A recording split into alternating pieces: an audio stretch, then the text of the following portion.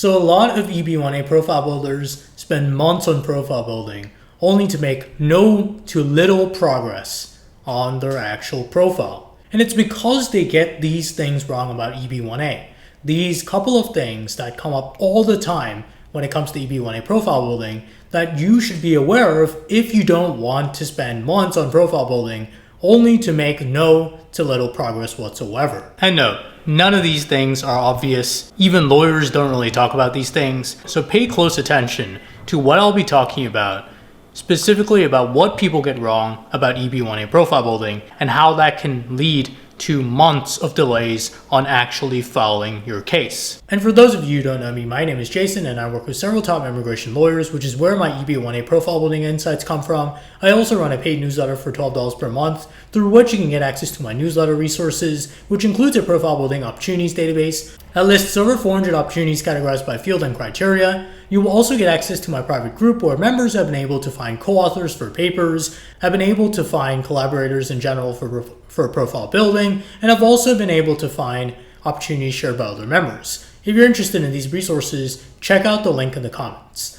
But going back to the video, what is it? What should you be avoiding if you actually want to build a strong EB1A profile and not spend months just profile building without really making much progress? The first thing you should definitely avoid and you should definitely be aware of is that profile building is about doing activities. It is about doing outreach, and it is not about approval rates or adjudication trends or what definitely works and what doesn't.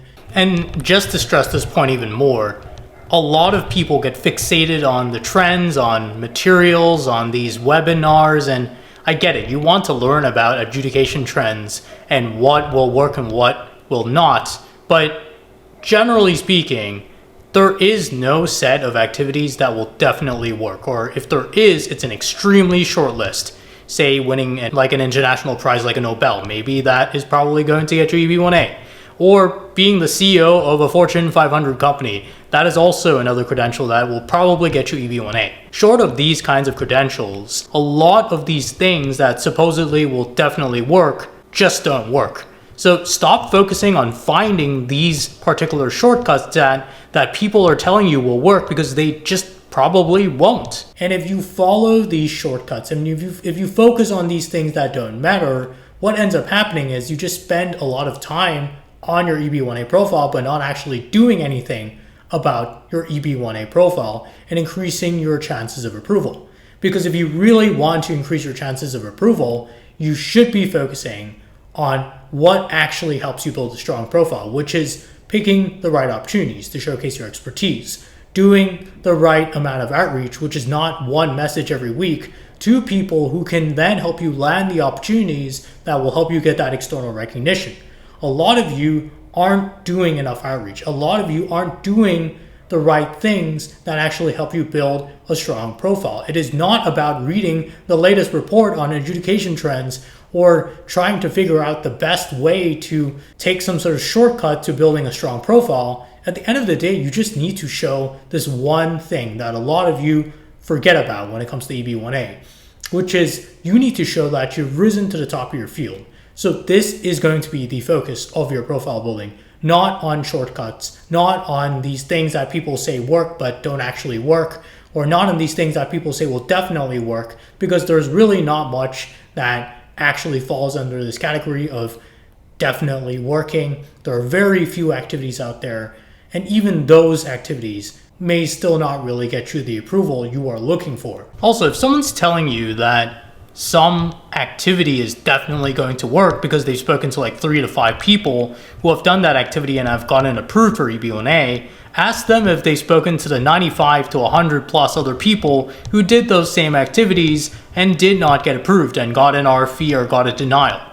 Chances are they have never heard from these people. So that is the bias you're really succumbing to when you're going for these kinds of activities that people say will definitely work.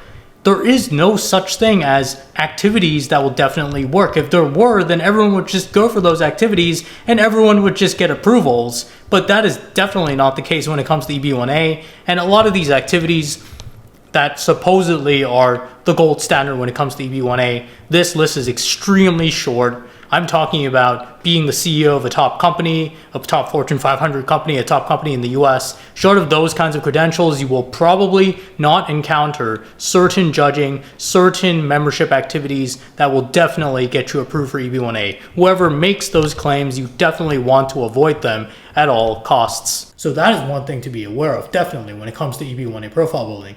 Don't focus on things that don't really actually help you with building a strong profile. Focus on doing activities and doing outreach. The second thing that you should definitely be aware of if you want to be saving time in your profile building and not spending months just doing profile building without actually doing it properly is you want to focus on outreach instead of just applying for opportunities. If you don't do enough outreach, what ends up happening is you just end up in a pool of other top professionals who are going for this very small subset of activities, when in fact there are so many opportunities out there that don't really get that many applicants but are still considered very high quality.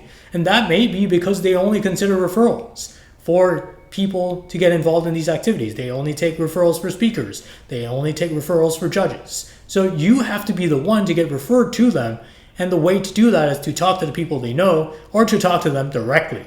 So that is something else that people get wrong with profile building. They think it's just about doing a laundry list of activities when it is in fact about doing a lot of outreach to find the kinds of opportunities that people may have never even touched upon or heard of in the profile building community, but may still be very effective for showing that you have risen to the top of your field. And this third thing that a lot of you are, again, not really doing enough of, and you get it wrong all the time, is thinking that you need a PhD, that you need citations, that you need all this academic research to actually build a strong profile. It is not about academia. EB1A is not about research or academia. You don't have to be a researcher, and it is definitely not something that can apply to all of you. It's not like you have to do research. A lot of you have strong industry profiles and strong industry expertise. To do a bunch of academic research would not really make sense and would probably take you months, if not years, because publishing papers does not take a week. It takes months to publish papers. So this is definitely something you want to be aware of if you are profile building.